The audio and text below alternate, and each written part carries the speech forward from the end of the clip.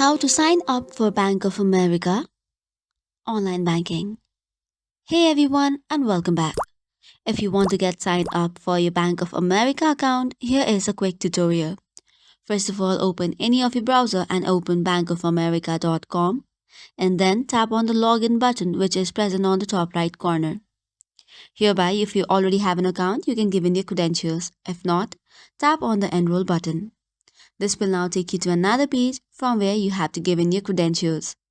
First of all, you have to give your card or account numbers, last 6 digits, and then the security number or tax ID number. Now, once this is done, tap on continue, which will take you to another page. This will now ask you for some of your information such as personal information, employee history information, and much more. And once you follow the on-screen prompts, you should be directed to submit the form. And once you submit it, in 2 to 3 business days, you have successfully signed up for the online banking of Bank of America.